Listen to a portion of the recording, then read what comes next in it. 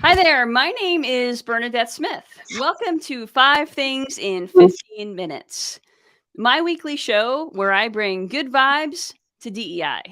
That is good vibes to diversity, equity, and inclusion with a little dash of corporate social responsibility. What I've found is that there are lots of news stories about what's going wrong in the world and lots of negative data, but there are also a lot of things going right. That's what I like to focus on. I search for DEI stories that we can be inspired by and learn from. My hope is to inspire you to experiment with some of these inclusive actions and policies within your own organization to help you build a more inclusive world. In this week's episode, Simone Sloan, executive coach and DEI consultant, and I will chat about CVS paying the pink tax, Yelp championing inclusive culture, and more. Let's get started. Simone, will you please introduce yourself? Thank you so much for having me here, Bernadette. It's a lovely time to be with you. Simone Sloan, and my company is Your Choice Coach. And just like Bernadette, we're in the diversity equity inclusion consulting space, as well as the executive coaching, and really helping organizations with change, right? And really understanding where those power leaks are so we can create some strategies to mobilize them. So, nonprofits, municipalities, for profit organizations, we're here for you to support you along your journey. I love it. So, what are some of the things that you're seeing organizations, maybe your clients or other organizations doing that are giving you hope and inspiration? Anything that's really exciting for you? Well, just in terms of, and yes, lots of exciting stuff. When I think about it, just in terms of the amount of information that has come about, questions being asked, that's motivating, right? Because when I look at, I've been in the business for about 15 years, and it's been a journey just in terms of getting information, having companies talk about it, people feeling okay to talk about it. So stories, untold stories, lots of sharing. I love it. I would also say RFPs, right? Because for my nonprofit clients, they are asking, and it's not just about what your policy is, but how are the people? They want to look inside and dig deep. So I'm excited about that because it's now having companies take a look at, well, what are we doing? Boards getting engaged in different ways around their DEI, and that's motivating. And just the value, people seeing the value in doing the work. Absolutely. I think that's great. And I love the RFP thing that you mentioned because organizations can actually, they have power, right? Buying power. And if you can incentivize your potential suppliers to be more equitable and inclusive, then you are, having a downstream effect. Absolutely. Absolutely. All right, well, let's get into today's good vibes. The first story comes from Yelp, which is doing some really cool things that any organization can really adapt. First off, they have this new program called Yelp Mates, which is a cross-departmental buddy program focused on socialization and fun. And this program was developed by one employee, then the entire company, and now hundreds of employees have participated. And now there's an inaugural Cultural Champion Award, and it's really, really great stuff that Yelp is up to. And it's a fully remote workforce, I should say. Absolutely. This was a company I wasn't even on my radar, to be honest with you. And really, when reading about what they were doing, I was inspired and engaged and excited. And I say that because lots of companies look outward, very outwardly facing with the work that they're doing. And the fact that they said internally and externally, so they're looking at all stakeholders that are involved as part of this. So, what resonated with me as part of this was around being heard, right? And giving employees the voice to find their voices, use it, especially when the stakes are high. They weren't backing down. They're saying, engage. We want to hear from you. And that was really amazing, especially when you talk about Dobbs, the Anti-Gay Act going on and things of that nature. Huge. Another thing, if I can go into it, the training. More than just DEI 101. I mean, you're talking in really doing some work and having the groups really reflect on what they're doing and how they're doing it.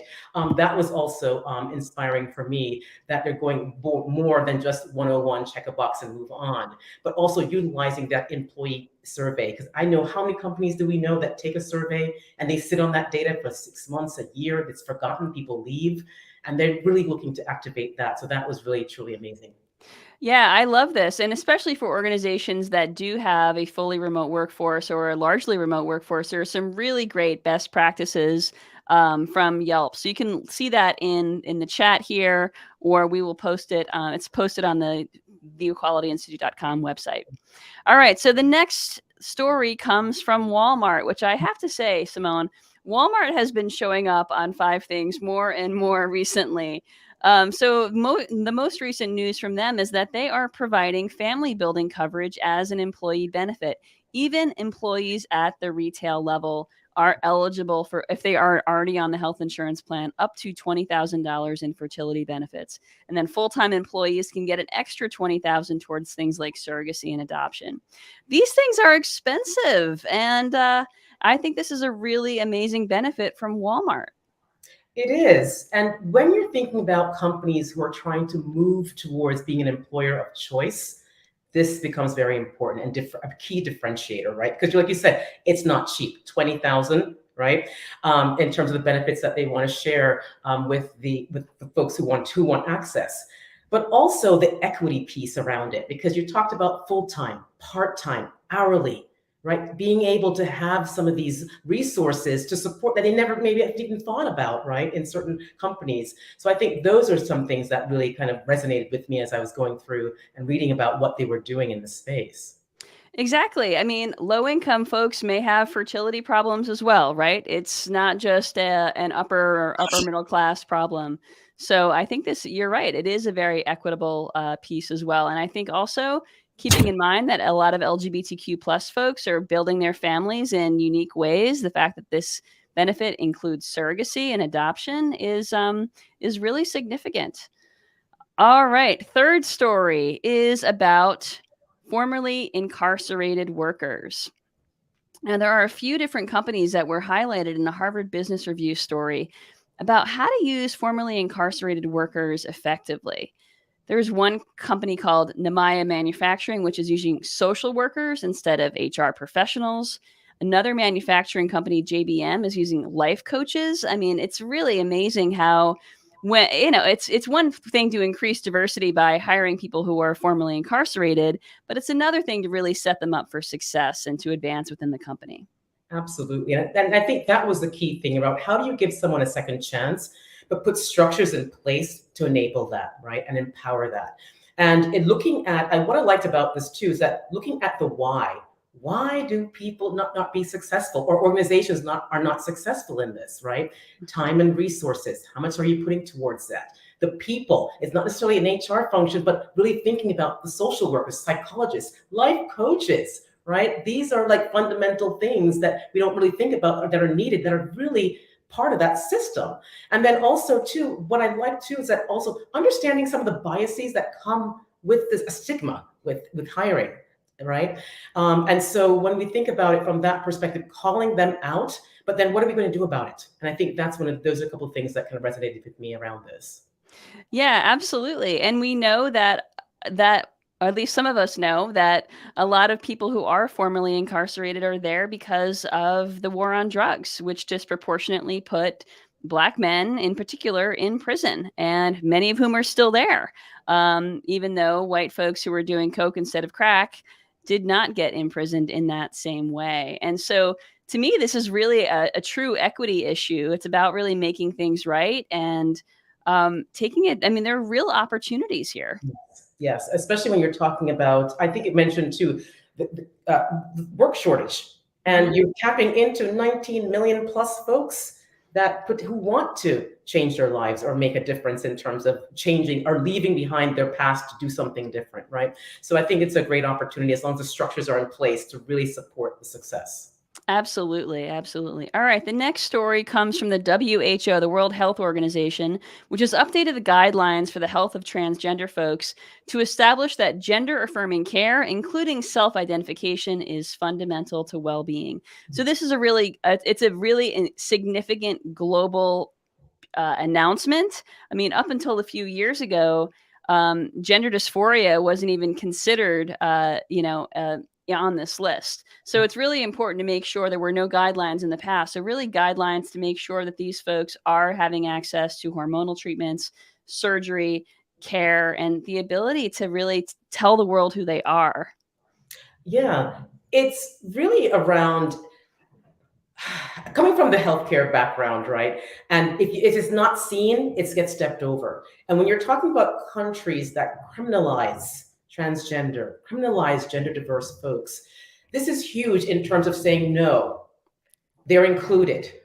They should be treated equitably. They should have access. And I think that's the thing that really resonated with me in terms of why it's so important that the WHO came out and put these guidelines around it, right?